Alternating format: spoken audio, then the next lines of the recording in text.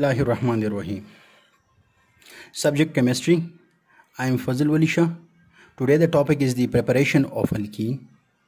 Okay, remember जितने भी हम alkene की preparation करते हैं तो most of the alkene की preparation के दौरान elimination reaction होता है.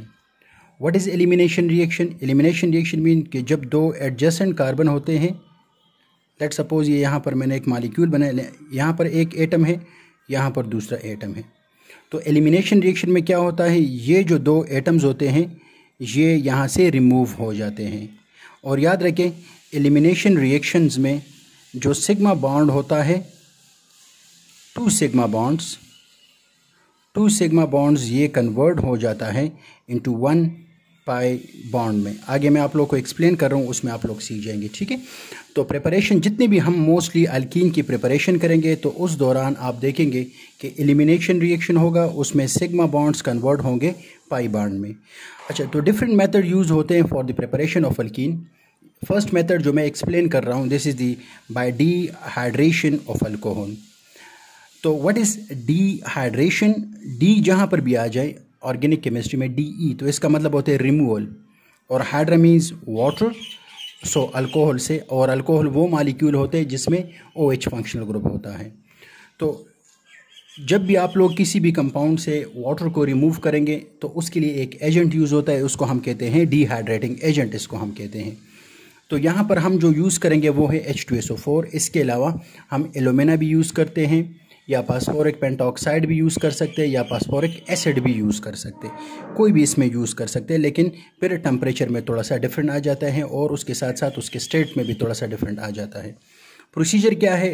बाय डिहाइड्रेशन ऑफ अल्कोहल से हम अल्कीन किस तरह प्रिपेयर करते हैं? प्रोसीजर ये है कि हम अल्कोहल मालिक्यूल लेते हैं, अल्कोहल लेते हैं, उस अल्कोहल को हम उसमें हम फ्यू ड्रॉप्स ऑफ H2SO4 डालते हैं. एज ए कैटलिस्ट के तौर पर भी ये यूज़ होता है और डिहाइड्रेटिंग एजेंट के तौर पर भी यहाँ पर ये यूज़ हो रहा है.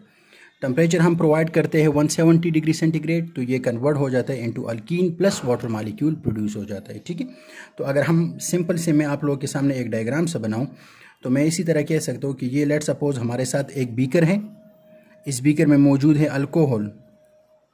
तो अगर इसमें मैं H2SO4 डाल दूँ तो ये जो बीकर में जो अल्कोहल मौजूद होगा it will convert into alkyne. ठीक है, और आप लोगों ने इसके साथ साथ इसको हीट करना होगा.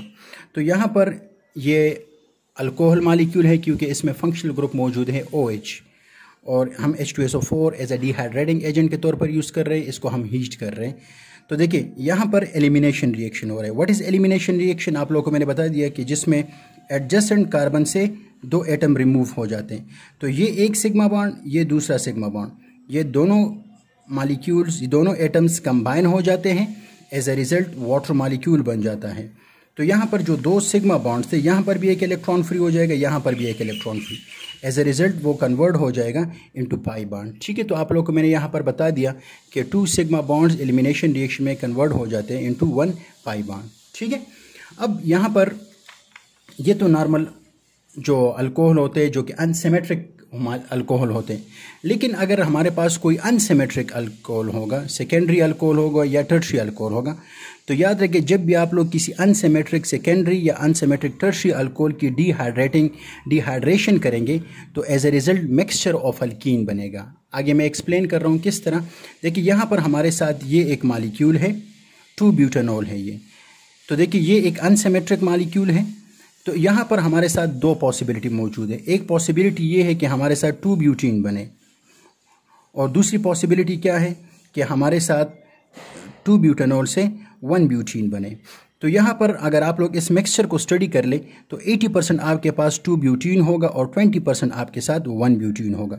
इनकी फॉर्मेशन किस तरह होती है? देखिए यहाँ पर ये मालिक्यूल है, इसको मैंने इस स्ट्रक्चर में ड्रा किया है. एक में एलिमिनेशन होता है, ये वाला हाइड्रोजन और ये वाला OH एक दूसरे के साथ कंबाइन होकर आपके पास 2 ब्यूटीन बनता है. ठीक है, जो कि 80% आपके पास बनता है.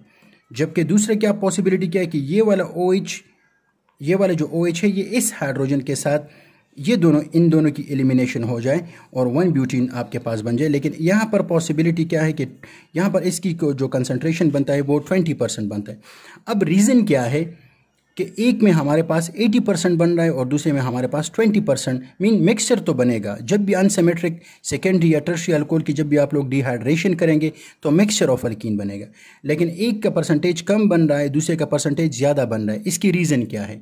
इसके रीज़न को एक्सप्लेन किया हुआ है। इसके लिए एक रूल है, इसको हम कहते हैं, इस रूल को हम कहते हैं सेटिव्स रूल, उसको हम कहते हैं। इस रूल्स के मुताबिक क्या है, अकॉर्डिंग टू दिस रूल, कि अगर आपके पास अनसिमेट्रिक अल्कोहल हो, अनसिमेट्रिक अल्कोहल अगर आपके पास मौजूद है, तो उसमें जिस हाइड्रोजन की एलिमिनेशन होगा वो उस कार्बन से होगा जिसमें हाइड्रोजन, जिस कार्बन पर हाइड्रोजन की तादाद क्या हो, कम से कम तादाद जिस हाइड्रोजन कार्बन पर मौजूद होंगे। किस तरह भी आप लोग देखें, यहाँ पर हमारे पास जब एलिमिनेशन रिएक्शन होगा इसका, तो इसके साथ दो पॉसिबिलिटीज़ मौजूद हैं। एक पॉसिबिलिटी ये है कि ये इस कार्बन से ये वाला हाइड्रोजन पिक कर लें, या दूसरी, अब इसके साथ दो पॉसिबिलिटी, एक ये वाला हाइड्रोजन है, एक इस साइड वाला हाइड्रोजन है। दो पॉसिबिलिटी है हमारे पास, लेकिन रूल क्या है? रूल ये है कि वो वाला हाइड्रोजन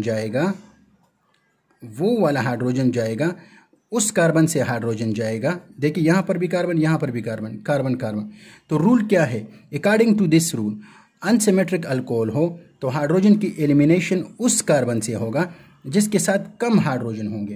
तो देखिए यहाँ पर इस कार्बन के साथ 1 2 3 3 हाइड्रोजन है, यहाँ पर इस कार्बन के साथ 1 2 2 हाइड्रोजन है।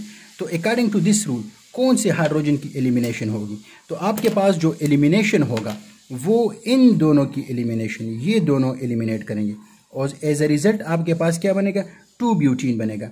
इसी वजह से 80% जो हमारे पास है वो ये बनेगा, और अगर इन दोनों की एलिमिनेशन होगा तो एज ए रिजल्ट हमारे पास 1 ब्यूटीन बनेगा और ये 20% होगा। ठीक है, तो ये पॉइंट इंपॉर्टेंट है, ये अपने साथ याद रखें, और ये अक्सर MCQs वगैरह में भी ये पॉइंट आता है, तो ये पॉइंट याद रखें और ये रूल भी अपने साथ याद रखें। ठीक है, थैंक यू। अगर यहाँ तक इस पॉइंट में डिहाइड्रेशन ऑफ अल्कोहल में अगर किसी को कोई मसला हो तो कमेंट में भी कर सकते हैं और ग्रुप में भी आप लोग पूछ सकते हैं। ठीक है, थैंक यू।